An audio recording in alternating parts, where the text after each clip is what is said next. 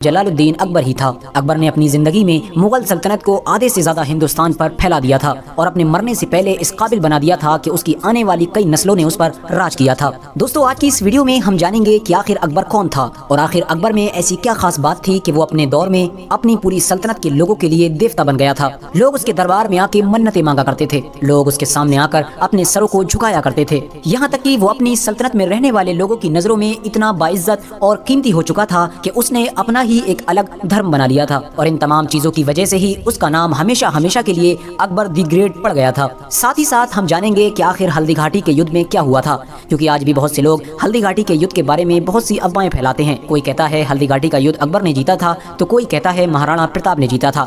आज की इस वीडियो में हम आपको उस युद्ध की सच्चाई बताएंगे। वीडियो शुरू करने से पहले बस मेरी आपसे छोटी सी गुजारिश है कि नए आने वाले दोस्त चैनल को सब्सक्राइब करके साथ ही में बेल आइकन को भी प्रेस करें और हमारी हौसला अफजाई के लिए हमेशा की तरह हमारी इस वीडियो को लाइक कर दें, ताकि इसी तरह की नॉलेजेबल और हिस्टोरिकल वीडियोस का सिलसिला हम जारी रख सकें। दोस्तों, अकबर की पैदाइश 15 अक्टूबर 1542 को उमरकोट के इलाके में उस वक्त हुई थी जब अकबर के वालिद यानी नसीरुद्दीन हुमायूं शेर शाह सूरी के हाथों अपनी दिल्ली सल्तनत गंवाने के बाद जंगलों में भटक रहे थे। क्योंकि हुमायूं के वालिद उस दौर में जंगलों में भटका करते थे, इसी वजह से अकबर की परवरिश अकबर के चाचा कामरान मिर्जा ने की थी, जो काबुल इलाके के गवर्नर हुआ करते थे। अकबर के बारे में ज्यादातर इतिहासकार ये मानते हैं कि बचपन से ही अकबर बहुत ज़हीन और तेज था, लेकिन अकबर को पढ़ने लिखने का जर्रा बराबर भी शौक नहीं था। पढ़ाई लिखाई से अकबर हमेशा दूर भागा करता था, लेकिन हुनरमंद इतना था कि उसने 10 साल की छोटी सी उम्र से भी पहले ही तलवारबाजी, नेजाबाजी, घुड़सवारी जैसी चीजें बहुत अच्छी तरह से सीख ली थी। वो छोटी सी उम्र में ही अपने से बड़े बड़े उम्र के लोगों को कुश्ती में चैलेंज किया करता था और हैरानी की बात तो ये है कि उन बड़े बड़े लोगों को भी अकबर इतनी कम उम्र में हरा भी दिया करता था।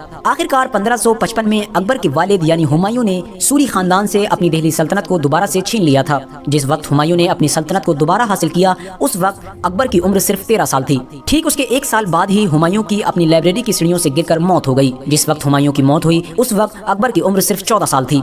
हुमायूं की मौत के बाद मुगल दरबार में रहने वाले लोगों को ये डर सताने लगा था कि कहीं मुगल सल्तनत में बगावत न हो जाए, और यकीनन ये डर सच साबित हुआ। धीरे धीरे जगह जगह से बगावतें उठना शुरू हो गईं। हुमायूं का एक बहुत वफादार सिपाही और दोस्त था जिसका नाम बैरम खान था। उसने वक्त को भांपते हुए एक सही फैसला लिया और हुमायूं के सिर्फ 14 साल के एक नासमझ बेटे यानी अकबर को अगला सुल्तान घोषित कर दिया। दोस्तों, भले ही अकबर को खतरे को देखते हुए सुल्तान घोषित कर दिया गया था, लेकिन अकबर अभी ना समझ था। इसी वजह से सुल्तान भले ही अकबर बन चुका था, लेकिन पूरी सल्तनत को बैरम खान ही चलाया करता था। सल्तनत का हर हुक्म बैरम खान ही जारी किया करता था। अकबर सिर्फ नाम का सुल्तान था, लेकिन बगावत के जिस खतरे को देखते हुए बैरम खान ने एक छोटी सी उम्र के अकबर को सुल्तान बना दिया था, वो खतरा अकबर के सुल्तान बनने के बाद भी नहीं टला। वही सूरी सल्तनत के जिससे चंद दिन पहले ही अकबर के वालिद यानी हुमायूं ने अपनी सल्तनत को वापस छीना था, उसी सल्तनत के एक हिंदू सिपहसालार जिसका नाम हेमू था, उसने बगावत कर दी। वो अपनी पूरी फौज लेकर दिल्ली की तरफ रवाना हुआ। दूसरी तरफ मुगल सल्तनत चलाने वाले बैरम खान को जब इस बात की खबर हुई कि हेमू अपनी बड़ी फौज लेकर हमारी सल्तनत की तरफ रवाना हो गया है, तो वो भी अपनी फौज लेकर दिल्ली से रवाना हो गया। दोनों फौजों का आमना सामना पानीपत के ऐतिहासिक मैदान में हुआ। बड़ी जबरदस्त जंग लड़ी गई। शुरू में तो ऐसा महसूस होने लगा था कि हेमू की फौज मुगल फौज को बड़ी आसानी से ही हरा देगी, लेकिन फिर अचानक से मुगल सल्तनत की तरफ से चलाया हुआ एक तीर डायरेक्ट हेमू के जिस्म पर जाकर लगा, जिसकी वजह से हेमू की मौत हो गई। हेमू के सिपाहियों को जब इस बात की खबर हुई कि हेमू की मौत हो चुकी है, तो उन्होंने पीठ दिखाकर भागना शुरू कर दिया और इस तरह से बैरम खान की सिपहसालारी में मुगल सल्तनत की फौज को जीत हासिल हुई। कहा जाता है कि जिस तीर से हेमू की मौत हुई थी, वो तीर शायद अकबर ने ही चलाया था। दोस्तों, 1556 से लेकर 1560 तक यानी तकरीबन 4 साल तक अकबर भले ही शहंशाह की गद्दी पर बैठा रहा, लेकिन पूरी सल्तनत को बैरम खान ही चलाता रहा। लेकिन जब धीरे धीरे अकबर की उम्र 17-18 वर्ष की हुई और अकबर समझदार हुआ, तो अकबर को ये महसूस होने लगा कि बैरम खान मुझे गलत तरीके से कंट्रोल करने की कोशिश कर रहा है, क्योंकि बैरम खान ऐसे बहुत सारे फैसले खुद जारी कर दिया करता था जिस पर अकबर राजी नहीं हुआ करता था। और जाहिर है कि अब अकबर समझदार हो चुका था, इसलिए वो भी चुप बैठने वाला नहीं था। अकबर को जब महसूस हुआ कि बैरम खान की तरफ से पानी सर से ऊपर जा चुका है, तो उसने बैरम खान को वजीर आजम के पद से हटा दिया और बैरम खान को बहुत सारा मालो दौलत देकर ये मशवरा दिया कि आप हज करने चले जाएं। क्योंकि भले ही अकबर सियासी मामले में बैरम खान से मुखालिफ हो चुका था, लेकिन वो बैरम खान की बहुत इज्जत किया करता था और बैरम खान को बाबा कहा करता था, क्योंकि जाहिर है कि बैरम खान ने उसकी 3-4 साल परवरिश की थी। अकबर ने जब बैरम खान को वजीर आजम की पोस्ट से हटा दिया, तो ये बात बैरम खान को बड़ी नागवार गुजरी, क्योंकि बैरम खान ये सोचता था कि अकबर अभी भी नादान है, इसी वजह से उसने ये अजीब सा फैसला लिया है। लिहाजा बैरम खान ने अकबर के खिलाफ बगावत कर दी, लेकिन क्योंकि अकबर समझदार हो चुका था, उसने चंद लम्हों में ही बैरम खान को शिकस्त दे दी। अकबर के सिपाही बैरम खान को पकड़कर अकबर के सामने लेकर आए। क्योंकि अकबर बैरम खान की बहुत इज्जत किया करता था, इसीलिए उसने दोबारा बगावत करने के बावजूद भी बैरम खान के खिलाफ कोई भी हुक्म जारी नहीं किया, बल्कि उनको इज्जत के साथ बिठाकर दोबारा मशवरा दिया कि बराए मेहरबानी आप हज करने चले जाएं। इस बार बैरम खान इज्जत के साथ हज करने के लिए रवाना हो गए, लेकिन कहा जाता है कि रास्ते में ही उनके काफिले पर किसी ने हमला कर दिया था, जिसकी वजह से उनकी मौत हो गई थी। दोस्तों, अकबर जितना बहादुर था उससे कहीं ज्यादा होशियार था, और यही वजह थी कि वो अपने दुश्मन को मैदान में हराने की बजाय उसे दिमागी तौर पर हराने को ज्यादा तरजीह दिया करता था। उसने हिंदुस्तान के ज्यादातर इलाके अपनी ताकत के जरिए से ही जीत लिए थे, लेकिन जिन इलाकों के बारे में उसे ये महसूस होता था कि वो उनको ताकत के जरिए से नहीं जीत सकता है, उन तमाम इलाकों को उसने सियासत के जरिए से जीत लिया था। उसने राजपूतों की एक बेटी जिसका नाम जोधाबाई था उससे शादी कर ली थी, जिसकी वजह से महाराणा प्रताप के अलावा हिंदुस्तान के तमाम राजपूतों ने अकबर की बादशाहत को कबूल कर लिया था। अकबर ने अपने महलों में गैर मुस्लिमों को बहुत बड़े बड़े पद दे रखे थे। उसकी सल्तनत के दौर में उसके महल में बड़ी बड़ी पोस्ट पर हिंदू लोग बैठे हुए थे। यहाँ तक कि अकबर की वो खास टीम जिसे नौरतन के नाम से जाना जाता है, यानी जिसमें 9 वजीर थे, उनमें भी तकरीबन 3 लोग हिंदू थे, जिनमें से एक का नाम बीरबल, एक का नाम मानसिंह और एक का नाम राजा टोडरमल था।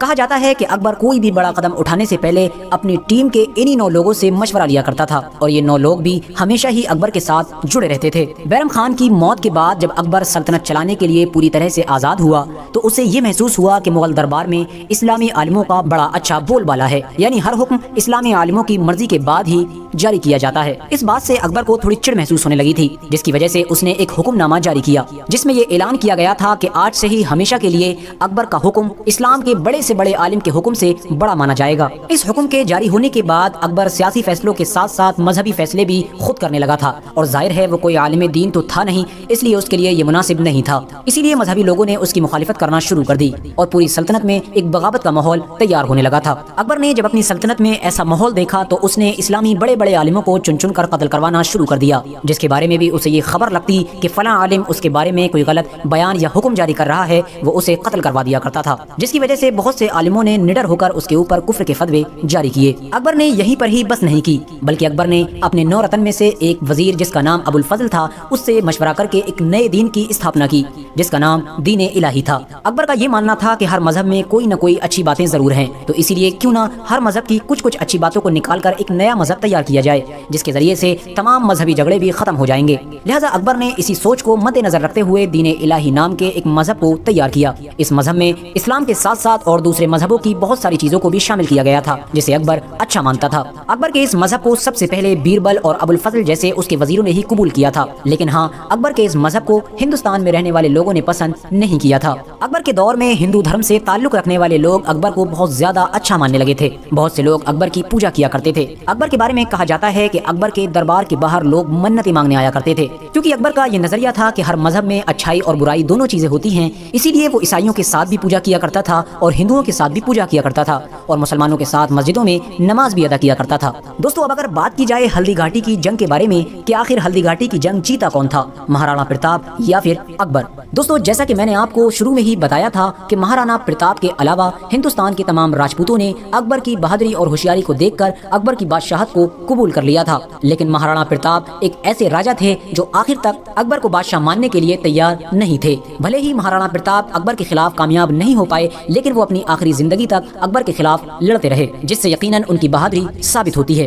दोस्तों, आज बहुत से लोग हल्दी घाटी के उस युद्ध को हिंदू वर्सेस मुस्लिम के तौर पर देखते हैं, लेकिन सच्चाई इसके बिल्कुल उलट है। आपको जानकर शायद थोड़ी हैरानी हो कि जिस वक्त महाराणा प्रताप की मुगलों से जंग हुई थी, उस वक्त मुगल फौज में अकबर खुद मौजूद नहीं था, बल्कि अकबर की फौज को उस वक्त अकबर के 9 खास वजीरों में से एक वजीर जिसका नाम मानसिंह था, वो लीड कर रहा था, जो मजहबी एतबार से एक हिंदू था। इस बात से ये बात तो क्लियर हो जाती है कि इस जंग में दोनों फौजों के कमांडर हिंदू ही थे, जिससे मुस्लिम वर्सेस हिंदू का सवाल तो पैदा ही नहीं होता। और दूसरी हैरानी की बात यह है कि जहां एक तरफ इस जंग में मुगलों की आर्मी में बहुत सारे हिंदू मौजूद थे जो महाराणा प्रताप के खिलाफ लड़ रहे थे, तो वहीं दूसरी तरफ महाराणा प्रताप की आर्मी में भी कुछ मुस्लिम मौजूद थे। बल्कि महाराणा प्रताप की फौज में तो हकीम खान, सूर जैसे बड़े बड़े मुस्लिम सरदार भी मौजूद थे, जो इस बात को साबित करते हैं कि ये लड़ाई हिंदू वर्सेस मुस्लिम की नहीं थी। लेकिन हाँ, अगर बात की जाए इस लड़ाई के नतीजे के बारे में, तो ये लड़ाई मानसिंह यानी मुगल फौज ने जीत ली थी और महाराणा प्रताप की इस जंग में हार हुई थी। और इस हार के साथ ही मुगलों